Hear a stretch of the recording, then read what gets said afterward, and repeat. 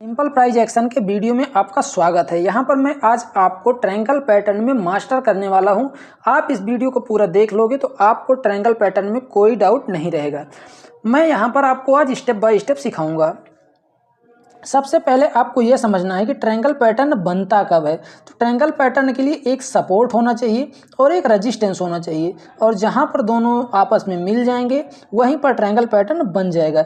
यहां पर मैंने वीकली टाइम फ्रेम का चार्ट लगा रखा है। ये डेली पर भी बन सकता है, 15 मिनट पर भी बन सकता है, और ये वीकली पर भी बन सकता है, किसी भी टाइम फ्रेम पर बन सकता है। जितने बड़े टाइम फ्रेम पर बनता है उतना ज़्यादा चांस रहता है स्टॉक के ऊपर जाने का या नीचे जाने का। जिस साइड ब्रेकआउट करेगा उस साइड जाएगा। तो सबसे पहले समझते हैं ट्रायंगल पैटर्न होता क्या है। तो ट्रायंगल पैटर्न जैसा कि मैंने आपको बता दिया कि सपोर्ट और एक रेजिस्टेंस होना चाहिए।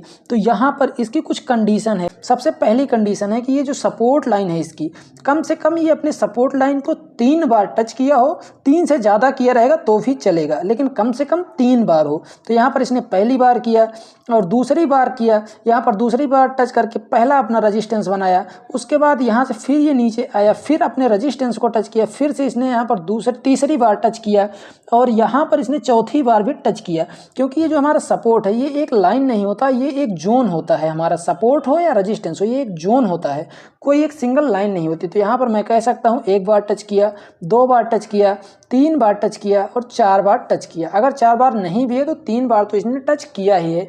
और यहाँ पर आप ध्यान से देखोगे तो यहाँ पर इसने एक रेंज बनाई थी। यहाँ पर कुछ दिन ये अपने सपोर्ट के पास ही सस्टेन किया, और यहाँ पर सपोर्ट से इतना ऊपर चला गया था। तो यहाँ पर जो बायर्स थे वो बायर्स यहाँ से इस प्राइस को नीचे नहीं जाने दिए और यहाँ से फिर ऊपर की तरफ पुश कर दिए।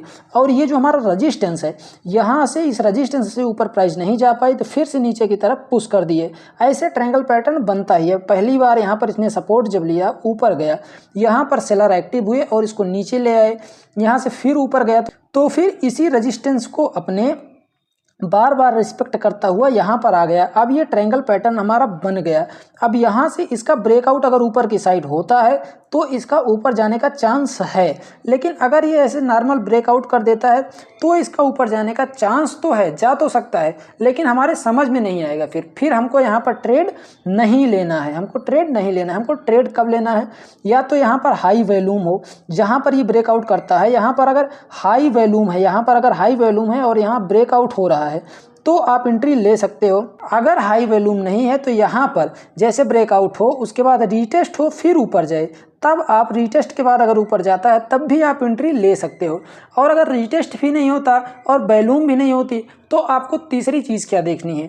यहाँ पर अगर ये कैंडल प्योर बुलिश कैंडल बनती है, पूरी बुलिश कैंडल का मतलब होता है इस तरह की कैंडल बने जिसमें कोई बिक ना हो और ये पूरा ग्रीन होनी चाहिए। अगर इस टाइप की कैंडल से यहाँ पर ब्रेकआउट हो जाता है तो आप एंट्री ले सकते हो और आपका एसएल यहाँ पर रहेगा।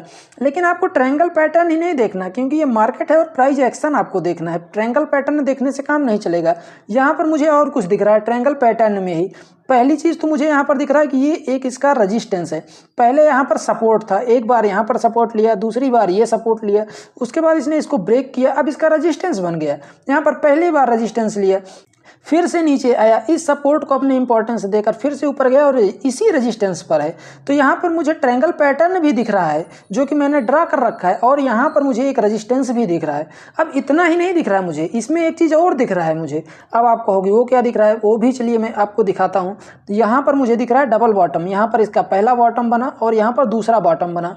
अब डबल बॉटम में क्या दिख रहा है मुझे, मैं वो भी आपको बताता हूँ कि इसका पहला बॉटम नीचे है और दूसरा बॉटम ऊपर है। ये सबसे गुड पॉइंट है। पहला बॉटम इसका नीचे है और दूसरा बॉटम ऊपर है, ये इसके लिए गुड पॉइंट है। यहाँ से ये ऊपर जाने का चांस इसका है, क्योंकि पहली बार प्राइस को जहाँ तक सेलर लेकर आए थे, दोबारा फिर जब यहाँ से बायर एक्टिव हुए और यहाँ से नीचे आया तो सेलर की पावर उतना नहीं चली और दोबारा इस लेवल तक इसकी प्राइस नहीं आई। तो इसलिए यहाँ पर ऊपर जाने का चांस है, और यहाँ पर एक रेजिस्टेंस भी है। अब इस रेजिस्टेंस का अगर ब्रेकआउट होता है, रीटेस्ट होता है, उसके बाद ऊपर जाता है तो हमारा ये ट्रायंगल पैटर्न का भी ब्रेकआउट होगा और इस रेजिस्टेंस का भी ब्रेकआउट होगा, उसके साथ साथ इस डबल बॉटम का भी ब्रेकआउट होगा। यहाँ पर जो इसकी नेक लाइन है इसका भी ब्रेकआउट होगा। तो यहाँ पर 3-4 चीज़ बन गया।